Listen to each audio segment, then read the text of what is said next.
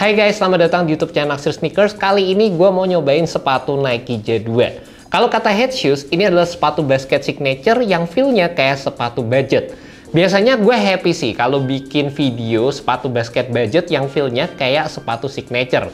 Nah kali ini malah kayak kebalikannya. Langsung aja kita unboxing. Mungkin secara teknologinya sepatu ini tuh bisa dibilang kayak standar-standar aja gitu, kayak sepatu budget. Gue pun penasaran. Tapi secara modelnya, secara packagingnya, emang sepatu ini selayaknya dibalut dengan packaging seri signature sepatu Nike pada umumnya. Dari box yang kelihatan keren kayak gini, boxnya menurut gue sih cakep banget. Terus ada detail-detail implementasi logo yang unik dan juga ada storytelling yang pastinya ada di sepatu seri signature Nike pada umumnya.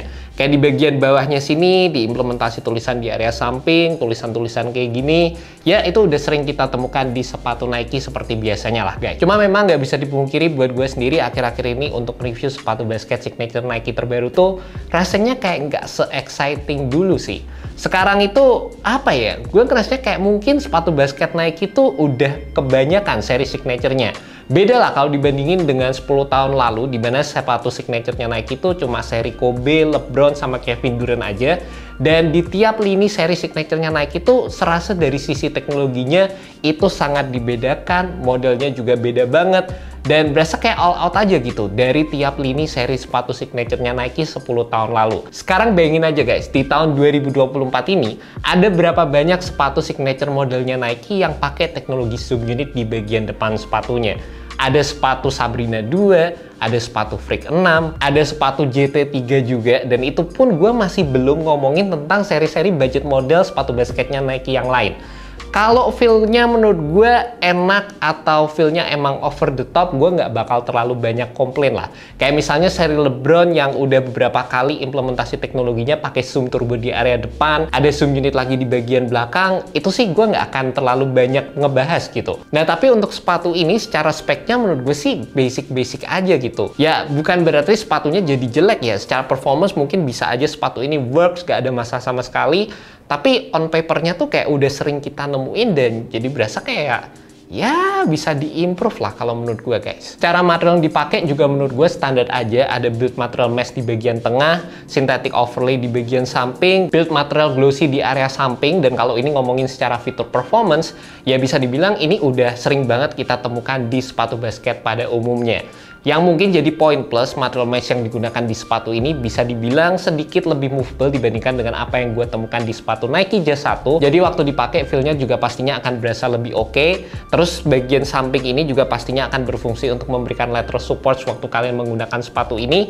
Dan adanya implementasi mesh di bagian dalam sepatunya juga ini build yang udah sering kita temukan di sepatu basket dengan tujuan untuk bikin sepatu ini punya bobot yang pastinya lebih ringan juga. Juga untuk bagian tractionnya, sekarang sepatu ini tuh punya build storytelling kayak bulet-bulet gitu.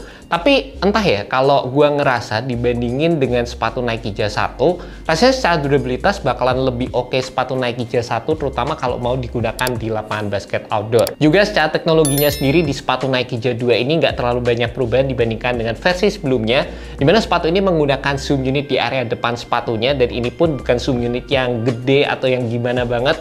Ini merupakan teknologi zoom unit yang bentuknya rectangle, jadi cuma panjang gini aja, ditambah adanya Phylon midsole sebagai foam carrier yang digunakan di bagian midsole sepatu ini.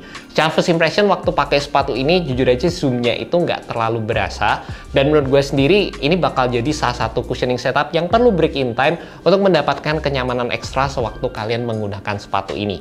Makin sering dipakai bakalan makin nyaman, terlepas secara implementasi teknologinya buat gue sih berasa basic aja guys. Dengan build yang ditawarkan di sepatu ini, menurut gue sih Nike kayak ya pengen ngejaga sepatu ini supaya price point-nya itu mungkin di bawah 2 juta ya. Secara sepatu ini jual dengan harga 1.909.000, dan mungkin kalau misalnya secara implementasi materialnya dibikin lebih all out lagi, teknologinya dibikin lebih all out lagi, pastinya secara harganya tuh kayak tiba-tiba naik, dan mungkin ya kalian bakal bertanya-tanya gitu. Terlepas buat gue sendiri sebenarnya juga jadi pertanyaan, karena kalau kita ngelihat brand kompetitor kayak Adidas, mereka bisa loh kasih sepatu kayak AS1 harganya 1,9 1,7, tapi kita ngedapetin cushioning setup boost dimana itu jadi salah satu cushioning andalannya Adidas. Desainnya juga menurut gua all out banget dan feel sepatunya juga nggak berasa kayak sepatu basic pada umumnya guys. Ya pastinya masing-masing brand punya strategi sendiri-sendiri, dan ini pun kita belum ngomongin brand Cina dan lain sebagainya yang lagi ngegas banget. Tapi menurut gua kalau Nike pengen ngebalikin keadaan, pengen jadi salah satu brand yang top tier lagi di lini sepatu basketnya,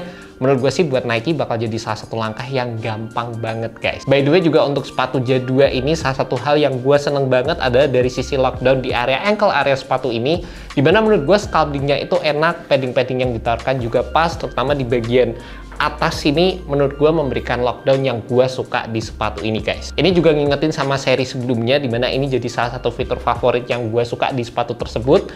Dan kalau ngomongin fitnya menurut gue sih berasa cukup oke. Di area setengah ke belakang oke banget, gue suka, tapi di area depan rasanya di bagian kelingking ini butuh break in time juga sewaktu pertama kali gue pakai sepatu ini. Bisa dibilang ini jadi bagian yang bisa diimprove, dan untuk sepatu ini gue juga pakai true to size. Buat kalian punya kaki lebar, kalian bisa cek dulu di toko, karena emang menurut gue secara overall fitnya sepatu ini berasa cukup snug secara keseluruhan guys. Dan ngomongin build yang ditawarkan oleh sepatu ini, menurut gue buildnya juga berasa sedikit lebih minimalis, sedikit lebih nggak terlalu bulky dibandingkan dengan versi sebelumnya, which is ini menurut gue jadi salah satu poin plus juga di sepatu ini. Dan kalau ngomongin overall design, sepatu ini menurut gue kelihatan simple banget sih. Dibilang kekobe-kobean, ya mungkin bisa dibilang iya juga. Ada beberapa implementasi yang ngingetin sama Sabrina 2, bisa dibilang ada iyanya juga. Dan gue jujur aja nggak terlalu suka sama implementasi garis-garis di bagian tengahnya sini, sama di bagian belakang sepatunya juga, yang kadang orang tuh ngomong ini kayak dagu Thanos gitulah guys. Buat gue kayak berasa kurang clean aja gitu. Tapi untungnya mereka juga nyediain beberapa colorway yang bagian sampingnya ini berasa lebih clean, yang ada ditutupin layering materialnya lagi, jadi secara keseluruhan berasa lebih simple, lebih menarik lagi. Dan buat sepatu ini, terlepas desainnya tuh minimalis kayak gini, mungkin poin plusnya sepatu ini bisa dipakai buat casualan juga. Lumayan lah ya, kalian bisa dapat sepatu basket yang emang looksnya juga bisa dipakai buat sepatu casual.